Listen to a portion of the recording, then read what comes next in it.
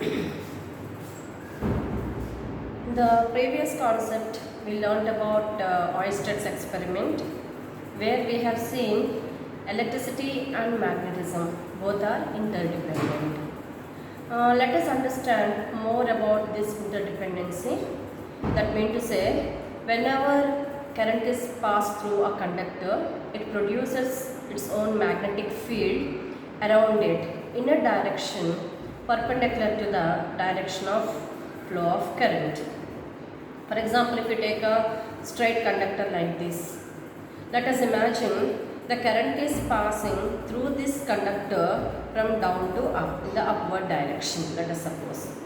Then every part of this conductor produces its own magnetic field around it, around like this, in a direction perpendicular to the direction of the flow of current. Current is flowing like this, then the magnetic field will be developed in this direction, perpendicular direction.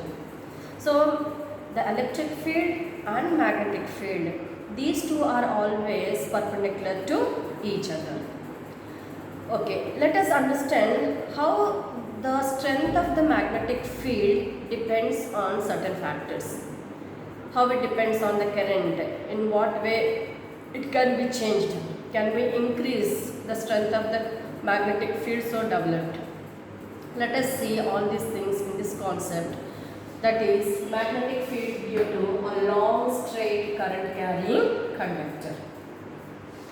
Let us imagine a current carrying conductor of XY of length L, and this wire is passed through a thick cardboard. It pierces into the center of the thick cardboard, and ends of the conducting wire, ends of this conductor is connected to the battery through a plug key. When a plug is closed, the current passes through this conductor. Let us even connect the rheostat in the circuit so that we can change the strength of the current through a conductor. So let us imagine the conductor of length XY, the conductor of length L. Through this length of the conductor L, let us imagine I amount of current is passing. I amount of current is passing through it. Now, whenever current is passed, we know that the magnetic field is developed around it. Yes? So I have a straight conductor like this, and current is passing like this from up to down, XY, and length of the wire is capital L. And whenever current is passed like this, a magnetic field is set up all around it. So we can represent this magnetic field with concentric circles this way. Now, when in this experiment, when we are sending the current through this wire, we have taken the cardboard like this, so sprinkle the iron filings.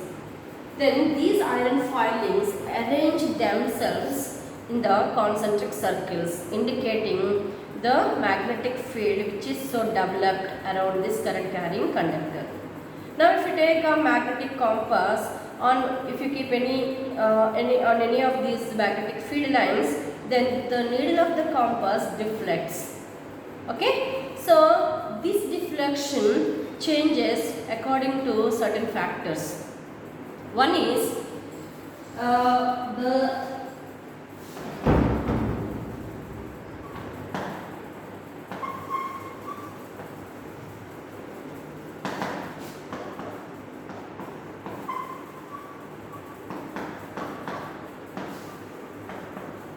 strength of the magnetic field is represented with the letter B, capital B. Okay, so let us understand what are the various factors that change the strength of the magnetic field which is developed around this current carrying conductor. One is amount of current passing through the conductor.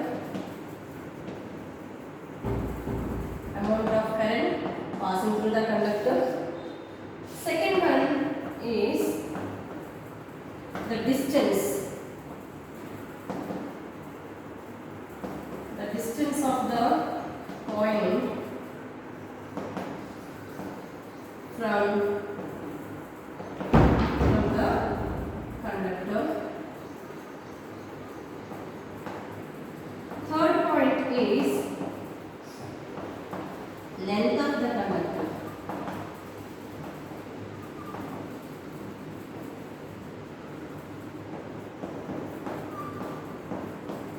Here distance is represented with the letter R. So these are the three factors that will change the amount of magnetic field which is developed due to this current carrying conductor. How these are changing the strength? Here, whenever current is passed through a conductor, a particular magnetic field is set up all around. If you increase, right, with the help of a rheostat, we have connected the rheostat here. So, with the help of the rheostat, if you change the amount of current passing through the conductor, then the magnetic field which is so developed also increases. How do we come to know this? Because we kept one small magnetic needle here, a compass needle here. Okay, when certain amount of current is passing through the conductor, this needle gets deflected in one particular direction to some extent, to some degree. Okay, the deflection may be little bit. If you increase more and more the amount of current which is passing through the conductor, then the deflection in the needle also increases, indicating that the magnetic field which is developed all around also increases. Okay, so here as the strength of the current increases, the strength of the magnetic field increases. So here both are directly proportional to each other. The strength of the magnetic field is directly proportional to the amount of current passing through the conductor. As the current increases in the conductor, the strength of the magnetic field also increases and vice versa. And secondly, it depends on the direction of flow of current also. If the current is passing from X to Y to the wire, then the deflection will be in one direction. And we understood how to identify, like last time we have seen this snow rule. Okay, SNOW, snow rule. According to that, we will come to know in which direction the magnetic needle deflects. Okay, if you reverse the direction of current in the conductor, then the magnetic field also reverses its direction. Because of that, the needle in the magnetic compass gives opposite deflection. Okay, so it depends upon the strength of the current flowing through a conductor. Secondly, it depends upon the direction of flow of current through a conductor. And third, it depends on the distance of observation. Distance of observation here is nothing but, did you keep the compass needle here or here? Where? At what point we are observing the magnetic field? Point to point, the magnetic field changes. As you are going away from the current carrying conductor, the magnetic field decreases. As a result, the deflection in the needle also decreases. For example, here the deflection is more. As you are going away from it, the deflection will be less. It comes to the center, more or less. Okay. So here, the distance of observation or the distance of the coin from the conductor. For example, conductor is here. So I have taken the point here. So the distance between these two is R.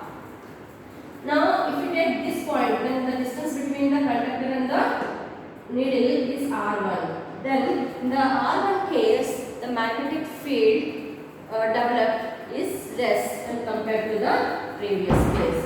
So, as you are going away and away from the conductor, the magnetic field, the strength of the magnetic field decreases. That means to say, these two are inversely proportional to each other. That means to say here, the distance of the point is, let us suppose R, let us suppose we are observing at this point, then the magnetic field which is developed is inversely proportional to the distance of the point from the conductor. This is the second factor. And third factor is length of the conductor. As the length of the conductor increases, the magnetic field also increases. These two are directly proportional to each other. This is because here if you take a conductor of this particular length, okay, every part of the conductor contributes to the magnetic field.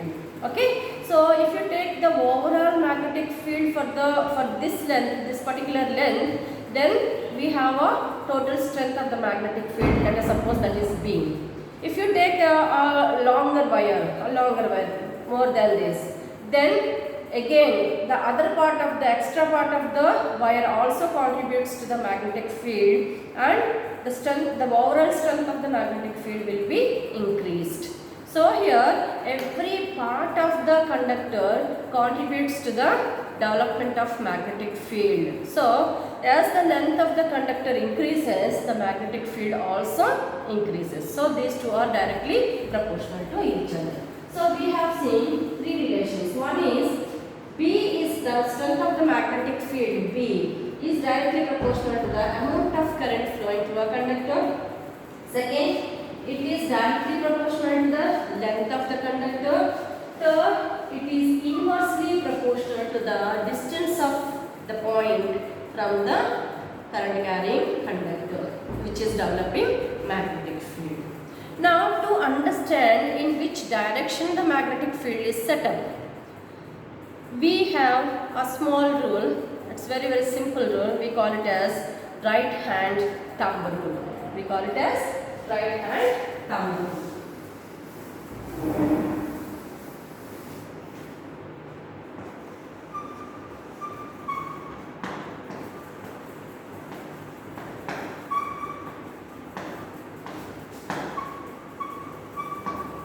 Right hand thumb rule. This is very important to know in which direction the magnetic field is set up all around the current carrying conductor, and it is also important for your examination point of view. In the examination, they just simply give a straight conductor like this with an arrow mark. Okay, this arrow mark indicates the directional flow of current through the conductor XY. Okay, let us take the conductor as XY. Then through this conductor XY, the amount of current I is passing in the upward direction like this. Then the magnetic field is developed all around it, and you need to know in which direction the magnetic field is set up. And that diagram you have to complete. This is the simple diagram they give in the examination, and you have to draw the concentric circles all around it, showing the magnetic field which is developed, and also you have to show the direction of magnetic field which is so developed. So we should know in which direction magnetic field is developed. To understand that, we have a simple rule, that is right hand thumb rule. So take your right hand and thumb. So imagine this is the current carrying conductor, and imagine you are holding this current carrying conductor in your right hand like this. Okay, in your right hand like this. Okay, the thumb indicates the direction of flow of current through the conductor. That means to say, through this conductor current is passing from down to up, because I am holding like this. Okay, so this thumb is indicating the direction of flow of current through the conductor. Then these whirled fingers, the curled fingers, the fingers which are closed all around this conductor, indicate the direction of magnetic field around this current carrying conductor. Okay, so here I am holding like this. Yes, so the magnetic field is developed this way, isn't it? Not this way. So this is the direction of magnetic field. So whenever current is passing in the upward direction, the field which is developed will be like this, in this direction. So here also, if you imagine the same thing, okay, so let us suppose you are holding this wire from down and you are holding it like this. Then the magnetic field will be developed all around, and it is going down and coming out, and going down and coming out. So this way you will get the field lines all around this current carrying conductor. So when you are drawing the magnetic lines like this, then you have to show, because it is going like this and coming out. So coming out will be like this. Okay. So you have to show the directions this way.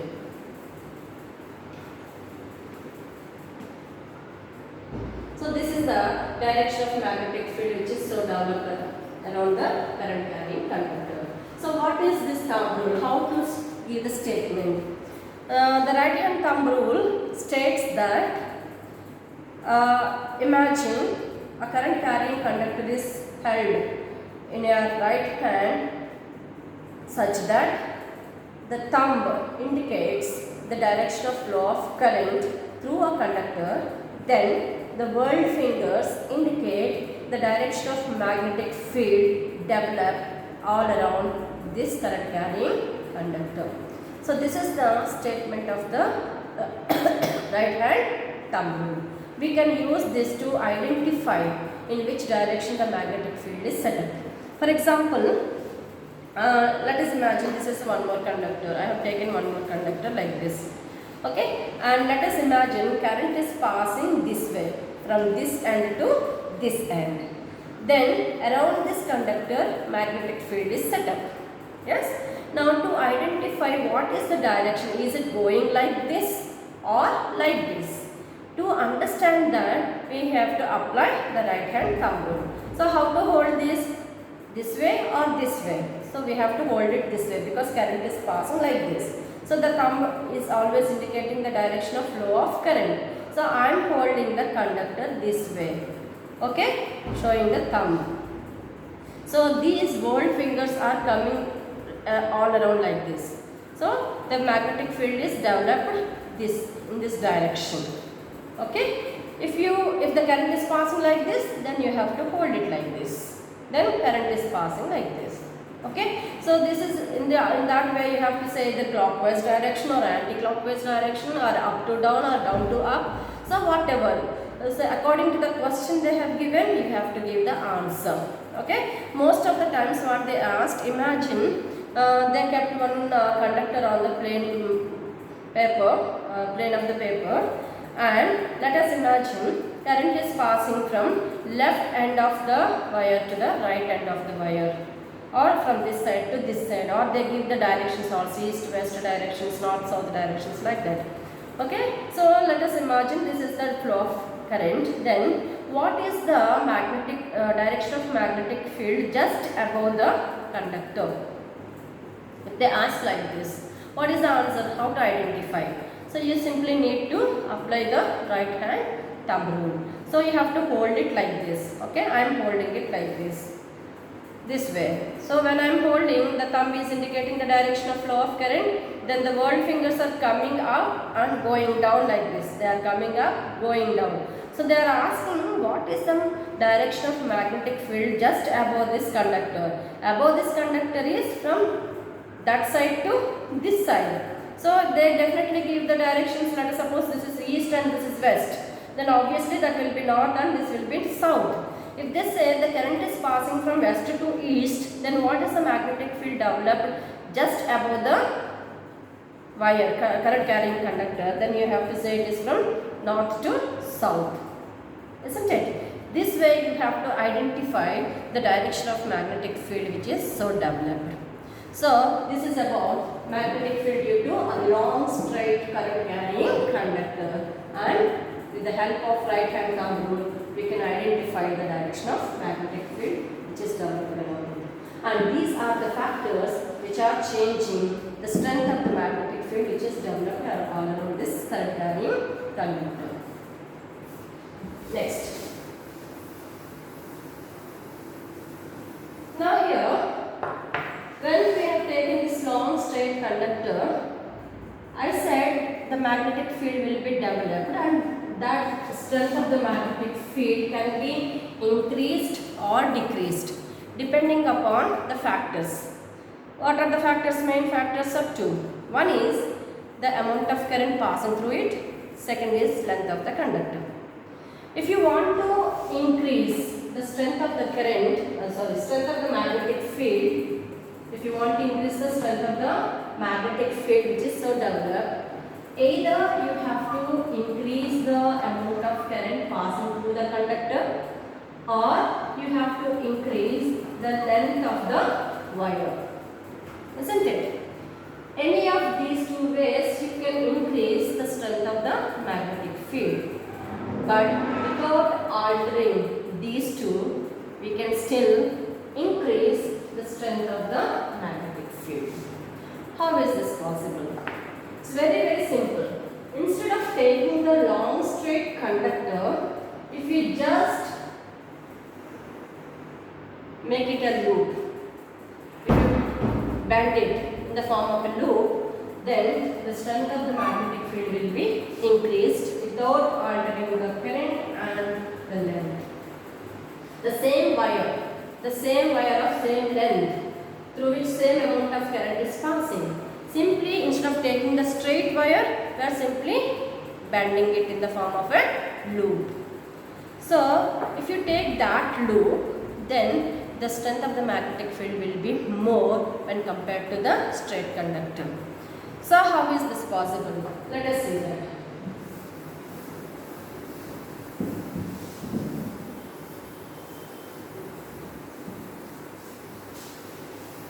So, we are going to learn about magnetic field due to a current carrying circular loop.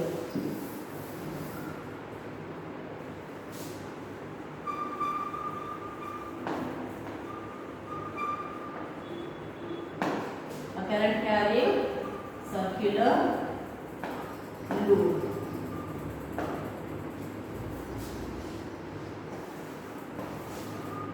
So here I am waving a circular loop.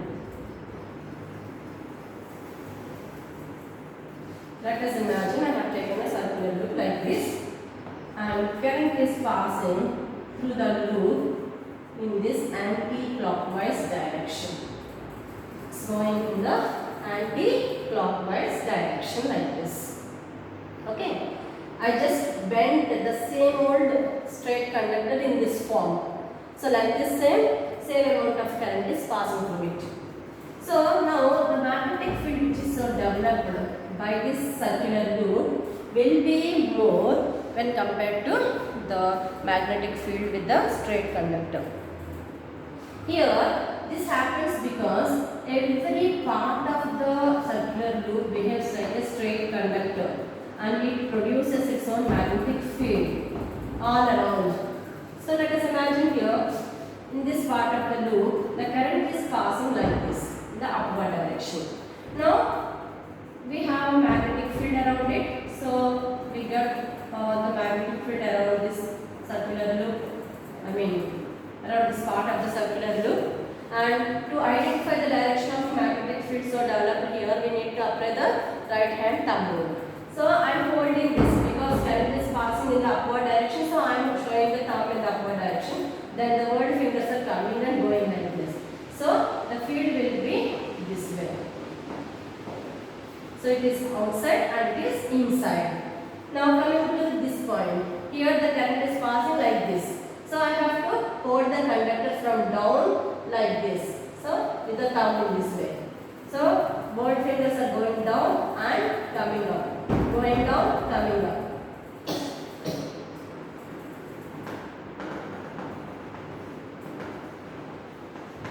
Going down, coming up. Going down, coming up. So like this, we have the magnetic field. So here if you see, it is coming out of the loop. If you come to this part of the loop, it is going down. So you have to hold this wire this way. So going like this, the fingers will come out. Yes. So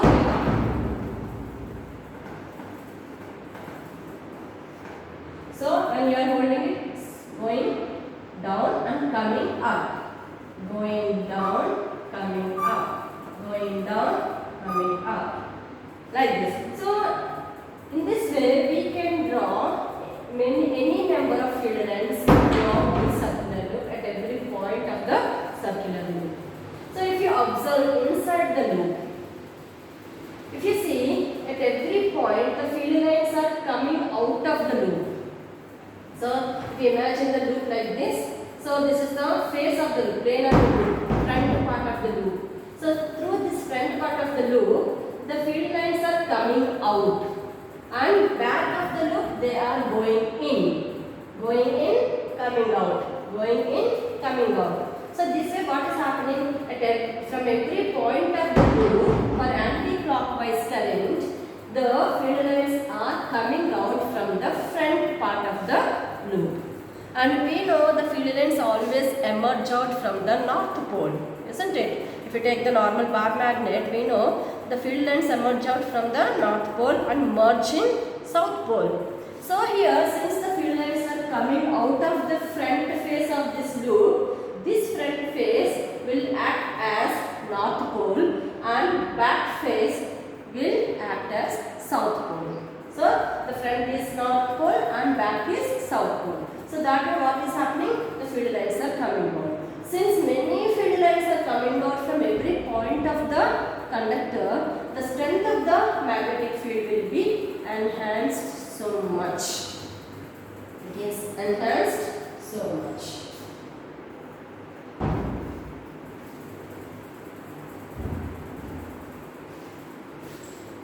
Okay? So that means to say here, instead of taking the straight wire, if we take it like this, the field is added together and so much of magnetic field is developed inside this loop. And this magnetic field which is developed inside the loop, again definitely depends on the current, no doubt.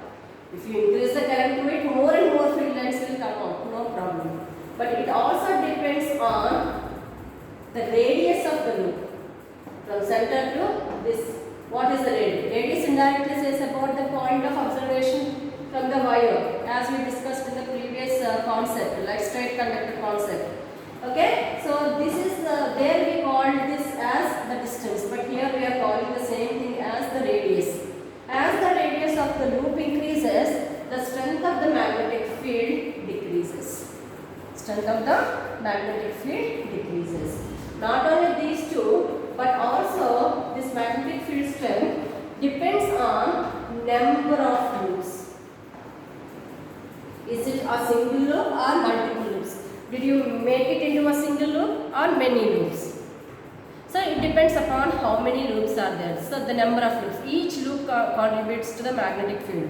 If you take n number of fields, then the strength of the magnetic field becomes NV. That means it increases n times. So it depends upon even the number of loops which are developed. Clear? This is about magnetic field due to a current carrying circular loop. If you take the bigger and bigger loop, then because more and more area is present here, then through the center of the loop, the field lines which are coming out become parallel. So we get a uniform magnetic field at the center of this loop as the loop becomes bigger.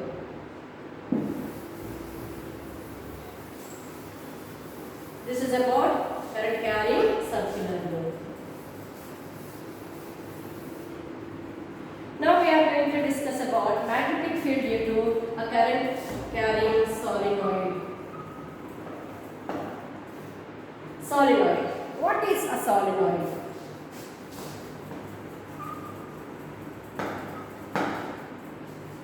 What is a solenoid? Solenoid is simply an insulated copper wire. An insulated copper wire which is wound in the form of a loop with a cylindrical shape. It is in a cylindrical shape. A helical loop. Helical spring kind. So we have an insulated copper wire which is wound in this form. It is called as a solenoid. Okay, like we have seen the circular loop. In the circular loop we have only one single loop. If you take multiple loops like that, then we get this form. So we call this as a solenoid. Okay, so the ends of the solenoid are connected to the battery positive like this through a plug key. Positive and negative. When plug is closed, then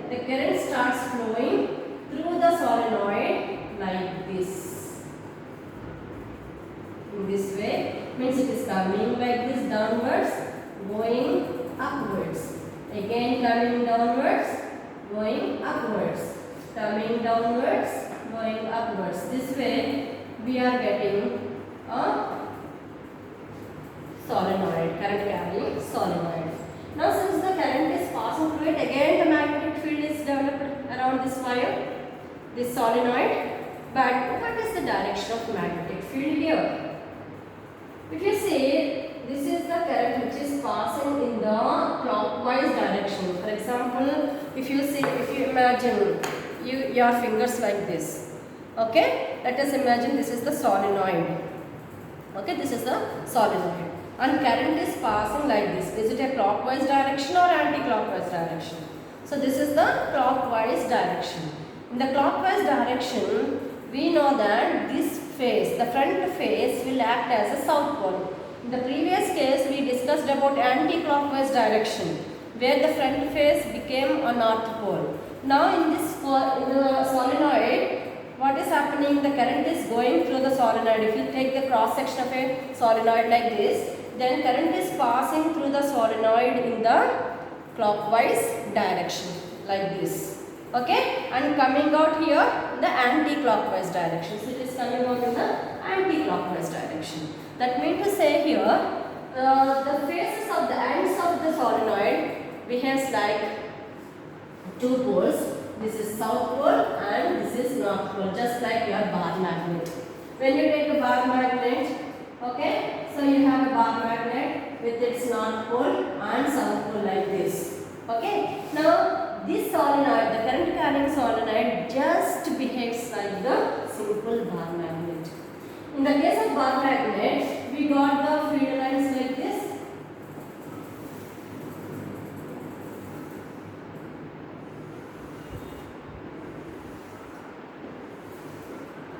They are always emerged from north pole and end at south pole. So like this we got the field lines. So here,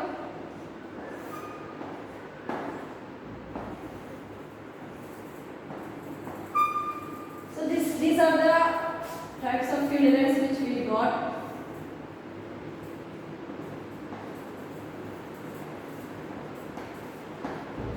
The case of a simple bar magnet. Now since the solenoid, a wounded copper wire, the wound copper wire behaves like a bar magnet whenever current is passed through this. Since this end is behaving like a south pole and this end is behaving like north pole,